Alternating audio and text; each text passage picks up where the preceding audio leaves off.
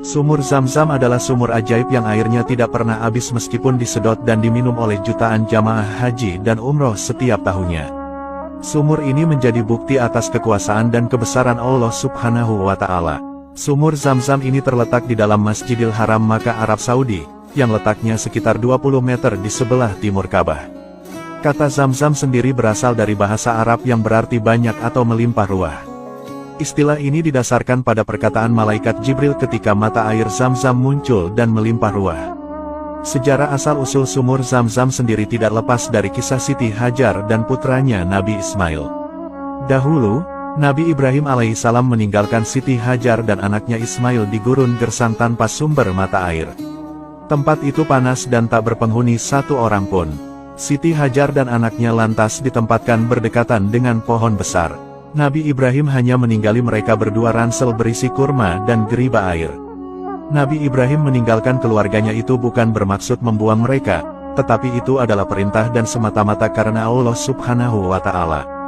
Nabi Ibrahim lantas pergi meninggalkan Siti Hajar dan anaknya Ismail. Saat Nabi Ibrahim sampai di Bukit Saniyah, istri dan anaknya sudah tidak melihat beliau lagi.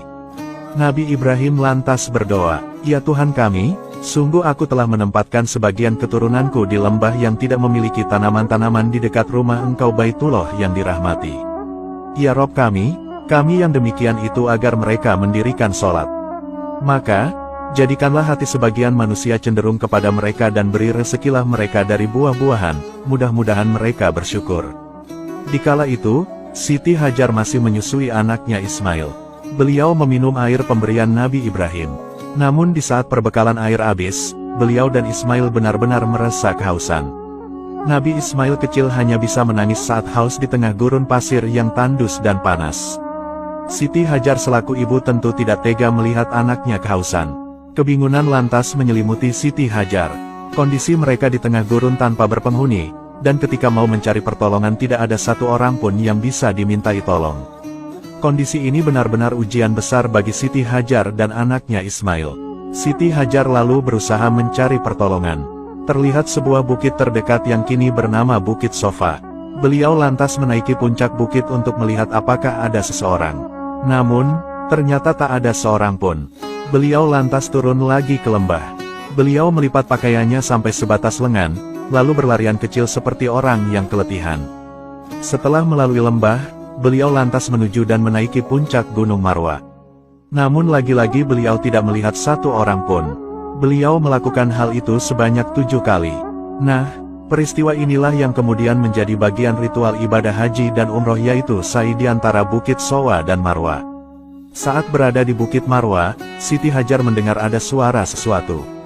Dalam hatinya ia berkata, "Diamlah." Beberapa waktu kemudian, beliau juga mendengar suara yang sama. Siti Hajar lalu berkata, "Kami mendengar suaramu, jika kamu bisa menolong, tolonglah kami." Tiba-tiba, ada seorang malaikat bertempat di mana mata air Zam-Zam berada. Malaikat itu lantas menghentakkan tumit atau sayapnya sampai semburan air memancar dari tanah. Siti Hajar lantas mengumpulkan air itu menggunakan tangannya dan memasukkan air ke dalam geriba. Air itu benar-benar memancar dengan derasnya. Mata air itulah yang kita kenal sekarang dengan nama mata air Zam-Zam. Air di dalamnya memancar dengan deras setelah dicinduk Siti Hajar. Siti Hajar kemudian meminum air Zam-Zam itu dan menyusui anaknya Ismail kecil. Malaikat lalu berkata kepada Siti Hajar, "Janganlah takut terlantar karena di sini akan berdiri rumah Allah yang akan dibangun bocah ini, yaitu Nabi Ismail dan ayahnya Nabi Ibrahim." Dahulu, awalnya posisi Ka'bah berada di dataran tinggi seperti bukit. Kemudian gegara banjir bandang besar yang dulu pernah terjadi, akhirnya mengikis bagian kanan kirinya. Dengan barokah adanya air Zam-Zam itu, Siti Hajar dan putranya bisa bertahan hidup di tengah gurun tandus. Suatu hari ada sekawanan orang-orang suku Arab Jurhum yang melintasi jalan Kada. Mereka lantas melihat ada burung terbang berputar-putar di langit.